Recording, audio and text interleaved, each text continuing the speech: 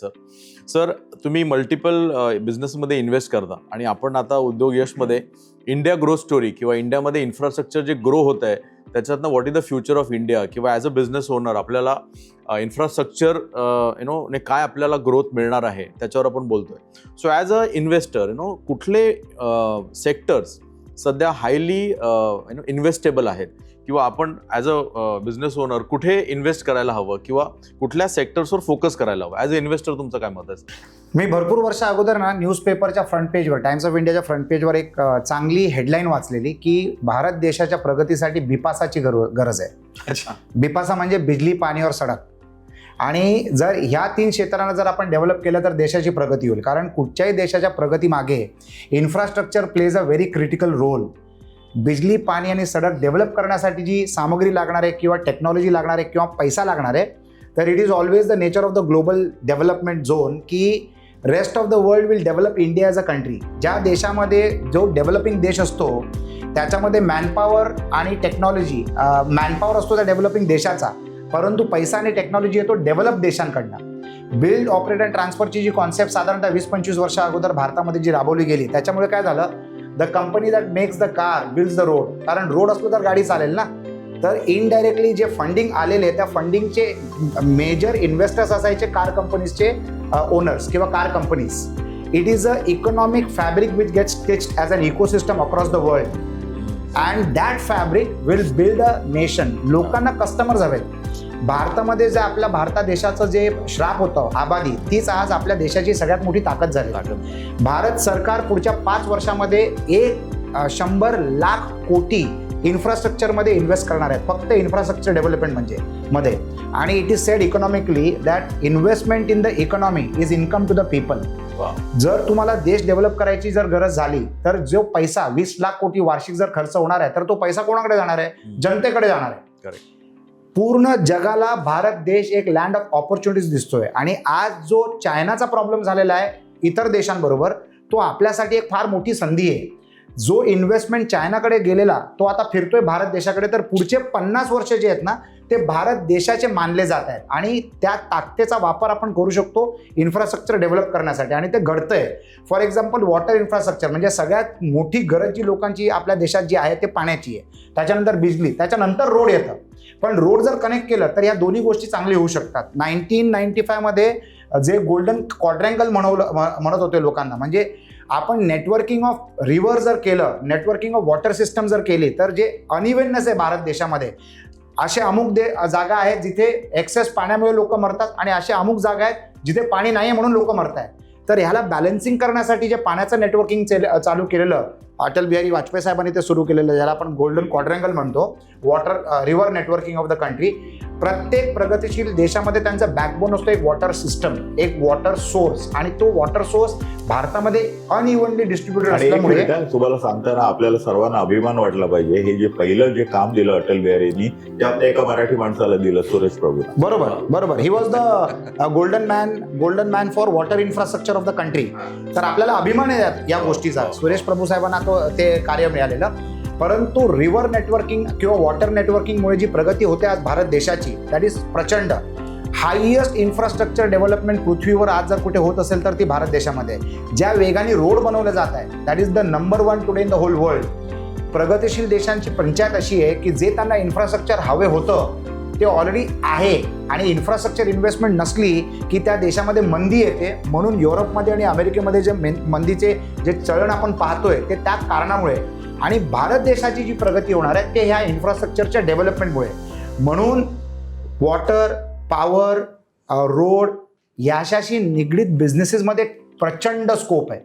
As a strategic investor माझं interest जे आहे ते एनर्जीमध्ये आहे आणि वॉटर मॅनेजमेंटमध्ये आहे. म्हणून we are in to water storage systems where we manufacture water tanks from 15,000 litres to 2 crore litres. ज्या कामामध्ये इम्पॅक्ट असतं, जिथे सामाजिक कल्याण होऊ शकतं, जिथे जनकल्याण असतं त्या क्षेत्रांमध्ये मला आवड आणि निवड असते नेहमीच. I am an impact entrepreneur. आणि पाण्याचं महत्त्व माझ्यापेक्षा जास्ती कोण सांगू शकतं? माझं बालपण अनेक लोकांचं असेल कदाचित, पण माझं बालपण अशा घरामध्ये निघालं जिथे 18 वर्ष माझ्या घरामध्ये नळ नव्हता आणि एका नळावर 16 कुटुंब पाणी भरायचं. आणि जे आपण भांडणं पिक्चरमध्ये पाहतो ते मी जगलोय. एका नळामध्ये जर 16 लोक, 16 गुणिले मिनिमम 5, 7-8 होते पण मिनिमम 5, तर एवढ्या लोकांचं पाणी एका नळातनं यायचं, म्हणजे तुम्ही समस्या पहा. तर life is all about connecting the dot backwards, जसं हा स्टीव्ह जॉब्स म्हणतो, but I add to that and also to the dots connecting forwards. तर life takes you to situations where you automatically become a part of the ecosystem of infrastructure development. तर power आणि water हे 2 माझे क्षेत्र आवडीचे आहेत. आणि त्याच्यामध्ये आता सुनील उपलब्ध आहेत, ते वॉटर टँक मॅन्युफॅक्चरिंग बिझनेसमध्ये, तर वी आर वर्किंग टुगेदर.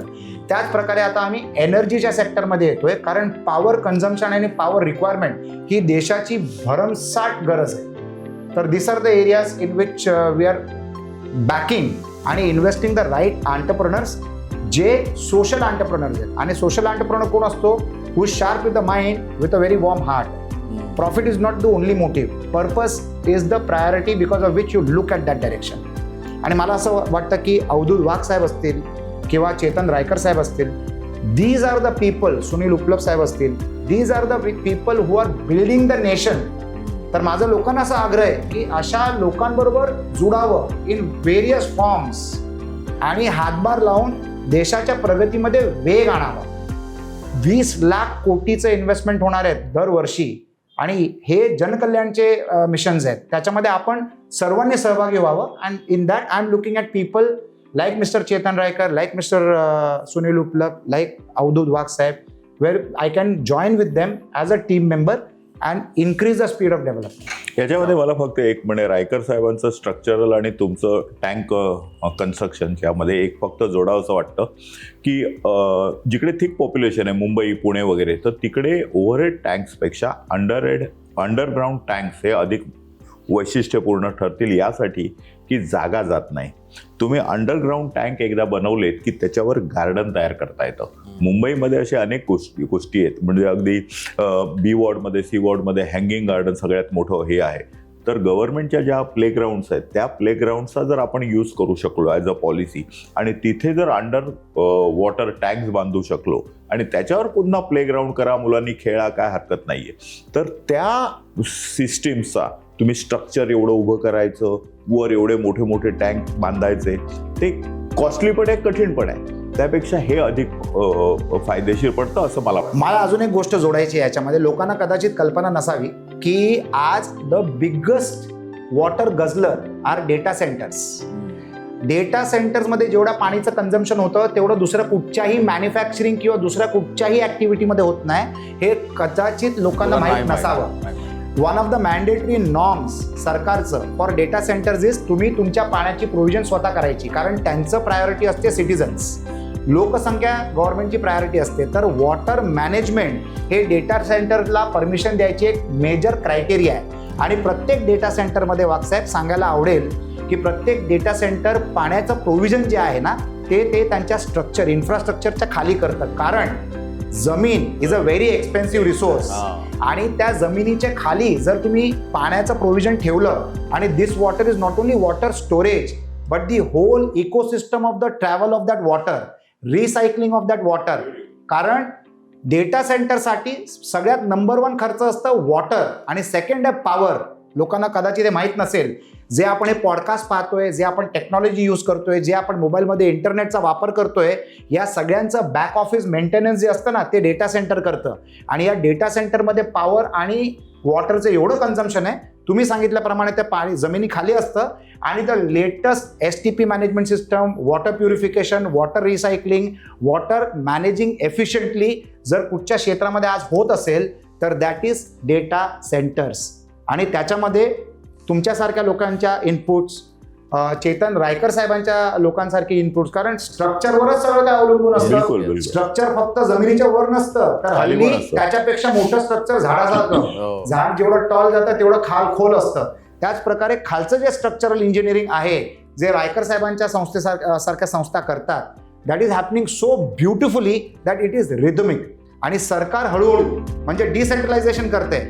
लोक काय करू शकतात आणि उद्योजक काय करू शकतो याचे नियम मांडले जात आहेत. तर डेटा सेंटर लावणाऱ्या प्रत्येक कंपनीला स्वतःचं पॉवर अरेंज करावं लागतं, स्वतःचं पाणी अरेंज करावं लागतं, आणि त्याच्यामुळे एन्व्हायरमेंटल फ्रेंडली डिसिजन्स घेतले जातात, ज्याचा फायदा फक्त त्या डेटा सेंटरला नसतो तर आजूबाजूच्या एन्व्हायरमेंटलला सुद्धा होतं. भारत देशाची आबादी 18% आहे जगाच्या पॉप्युलेशनमध्ये आणि भारत देशाकडे फक्त 4% वॉटर रिसोर्सेस आहेत. तर 4%च्या फ्रेश वॉटर रिसोर्सेसमध्ये एवढी लोकसंख्या हँडल करणं, 140 कोटींना हँडल करण्यासाठी जर आपण मॅनेजमेंट स्ट्रॅटेजीज फक्त चर्चा न करता इम्प्लिमेंट नाही केलं तर the next war is going to be water, कारण दॅट इज लिक्विड गोल्ड. आणि ते आपण 2 राज्यामध्ये पाहतोय. मला त्या राज्यांचं नाव नाही घ्यायचंय, पण हिस्टॉरिकली मागच्या 40-45 वर्षापासून ते 2 राज्य भांडतायत फॉर पाणी. आता हे 2 राज्य देशातली आता अनेक देश भांडायला सुरू करतील पाण्यासाठी.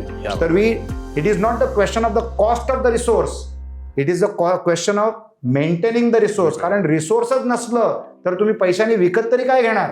ग्रेट.